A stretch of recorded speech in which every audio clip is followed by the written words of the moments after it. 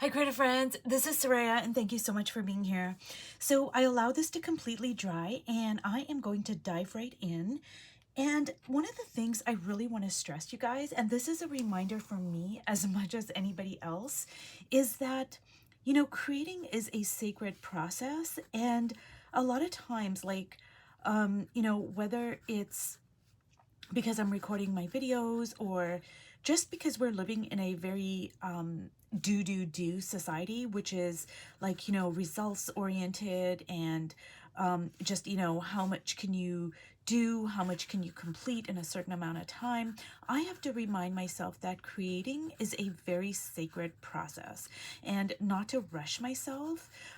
So if things take a little bit longer than I think they should happen in, it's okay. I have to really remind myself that, just like a baby being born or flowers that are, blooming when you plant the seed, it takes time. It doesn't happen overnight. And a lot of times it can seem like, well, nothing's really going on, nothing's happening, but there's a lot that is happening. You just can't see it, but it takes time.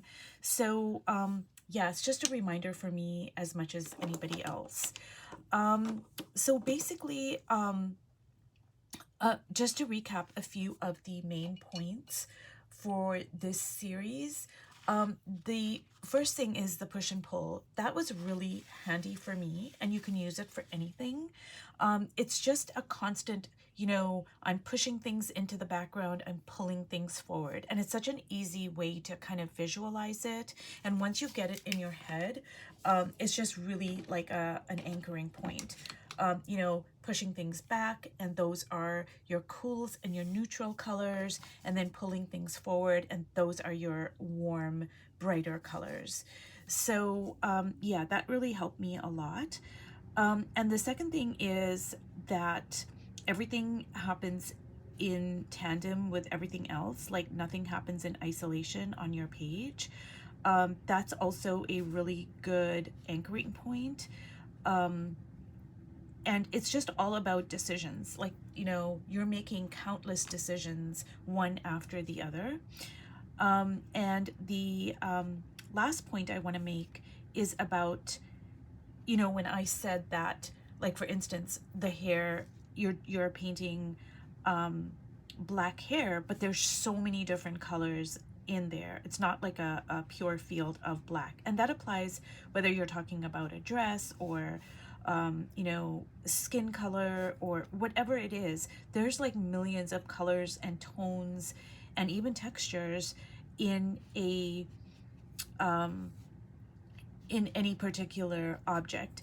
And it's kind of like, if you guys have ever taken any psychology classes, and it's just like, when they do that, like where they show you a word and they take a letter out, like say they'll put an H and then a blank space and then a T, and your brain will just automatically fill in like hat or hut or whatever it is. But your brain will fill in things because it's relying on what it knows. And it's the same with a color field.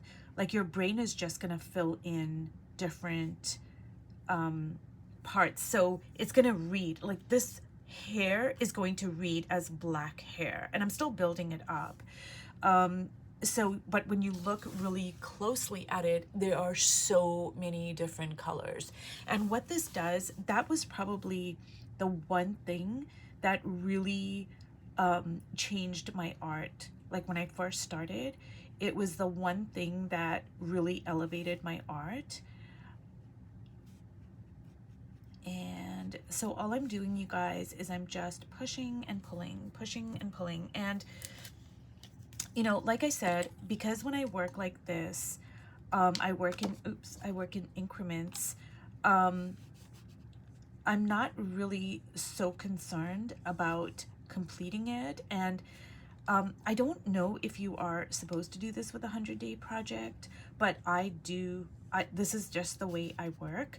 But sometimes I will do a portrait and I will complete the entire thing, but then sometimes I will work on a few different portraits at one time. It's just kind of the way I work. I don't know exactly what the rules are for the 100-day project, or if there are any rules, like, I don't know. But that's just kind of the way I work. So, and I'm going to show you in a minute. And it kind of, it helps me because it gives me a little bit of space. Like, just say I'm coming across a bit of a problem, or like I don't know what to do in this particular spread, I can go work on another spread and let the kind of question germinate in my mind. And I can just go work on a fresh new spread, and then I can come back to it in a couple of days, and I'm like, oh, okay, and it's as plain as day what I should do. So that kind of works for me. But another thing I wanted to do is I have a book over here, and I just wanted to kind of go over a few things in the book. It's a really great book, and it's very helpful when you're painting portraits.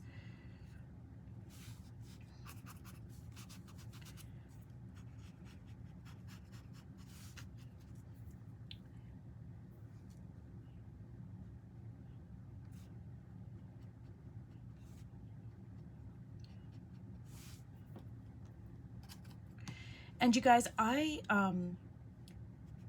added the blue ink in the beginning, but there are other ways that I start my portraits as well. Now, one of the things I'm gonna do, and generally I prefer using blue or like my ink color, which is a Payne's gray, so like very dark. But what I did is, I'll show you in a minute here. So what I did is I started another portrait where I laid down like a very bright yellow. Now it's very watered down, and I did my drawing of a face over top of it, just using graphite, not even a Stabilo. And then I thought, oh, if you guys are interested, I can also do a video on this. So it's basically the same as when I put my ultramarine blue or my Payne's gray. Like, but now what I'm doing is I'm just doing the reverse. So look at it this way. When I lay down my dark blue over here, those are going to be the push parts of the page. Those are going to be the shadow parts of the page. But when I put down a lighter color like this, it's a very light, watered down, bright yellow. These are going to be the pull parts of the face. So all the bright parts of the face, like all the parts of the face that protrude, so you know, the bridge of the nose, blah blah blah, I'm gonna retain those parts. So it's just basically the reverse. So I don't know if anybody would be interested in me doing a video of it, because maybe it's going to be tedious, or maybe it might be helpful. I don't know. I learn by repetition. That's just me, like, because sometimes I'll watch something and then it won't click, but then I'll watch it in a different way and then it'll click. But that's just me. So just let me know that, are you guys interested in me working on that yellow portrait and filming it? It would just be the reverse. Some of the things would be the same as what I'm doing here, but some of them would just be the reverse. And then I'll film it. Yeah, so all I'm doing, you guys, is just building up my face. I'm building up my the structure of the face, and I just love the paint quality that I'm getting. It's just so delicious.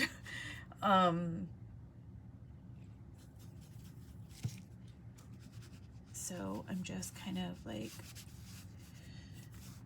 putting another layer of the red, but it is neutral, and I'm gonna drag it into the lips over here.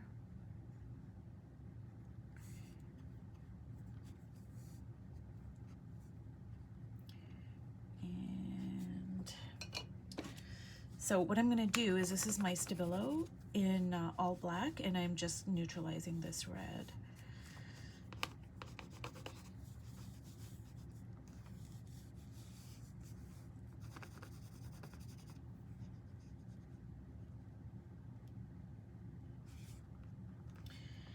So what I'm gonna do is show you, like, sometimes I do work like this, where,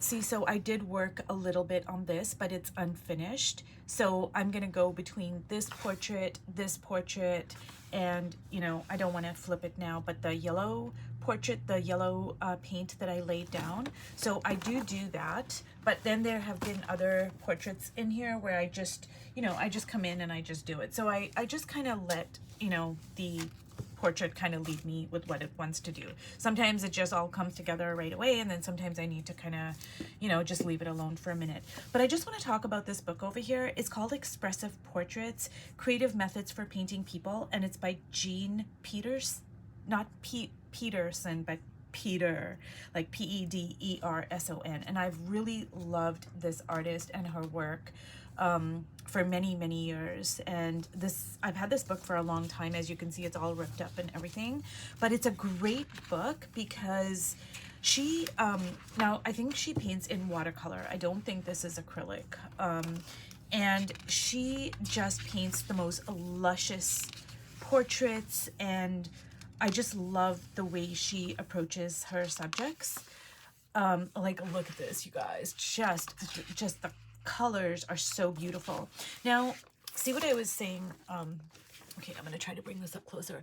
But look at that background. Do you see how beautiful that background is? But it's like shining the spotlight on this beautiful lady with her gorgeous glowing skin tones.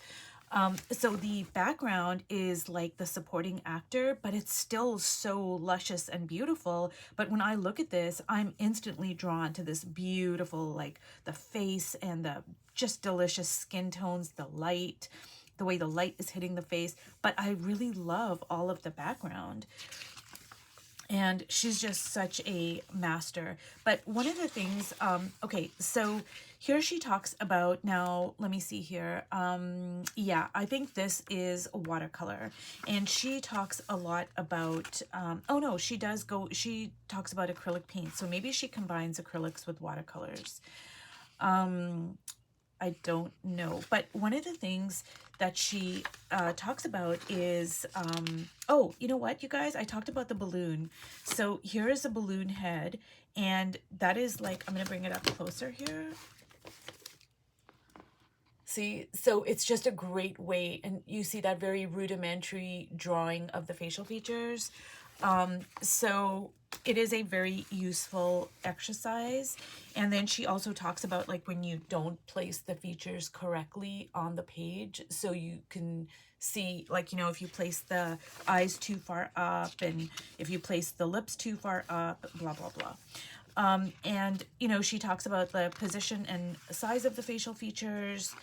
And one of the things I love is, like, the lighting, because the way the light is going to hit your subject is absolutely going to affect how you painted. Now, when I'm doing my 100-day project, I'm not really focusing right now on all the lighting and stuff, but maybe at some point I will. And so it's just an amazing book. She talks about composition and design. She talks about, you know, negative space, positive space. She gives demos. One of the things I love is, like, she talks about the secret to painting skin tones, and she uses 6 colors, and she says 6 colors, unlimited skin tones. And as you can see, she paints a lot of different skin tones. So she paints, this is a black woman, and I think this is an Asian woman over here. You know, she paints just all different sorts of skin tones and colors. And I just absolutely love her style of painting, and you can learn a lot from her and her book and her approach, etc. So I just wanted to point that out.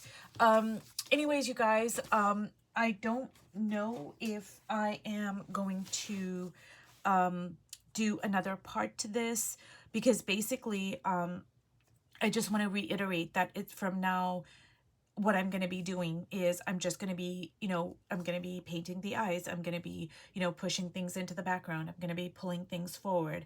So another thing I might do is I might go in here and do more writing, and then do another splash of So see, I'm gonna do it right now actually. And see, I'm just gonna just very loosely kind of, I was asked like how much water do I load my brush with, and you guys, really, there's no right or wrong. It varies, it just depends, but like right now I have quite a lot of water, and I just want it to be like very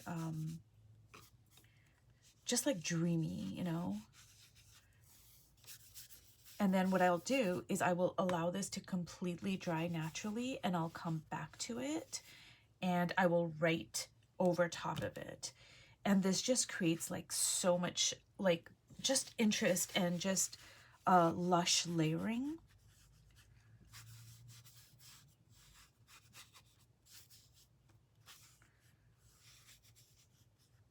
But regardless, I will show you the finished product, if you will, the finished portrait.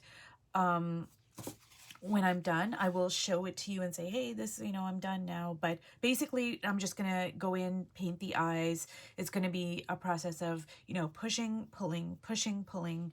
And let me know if you guys want me to work on the yellow portrait that's underneath this that I don't want to flip over and show you guys right now. So if you watched all the way to the end, thank you so much. And I will see you in my next video. Bye.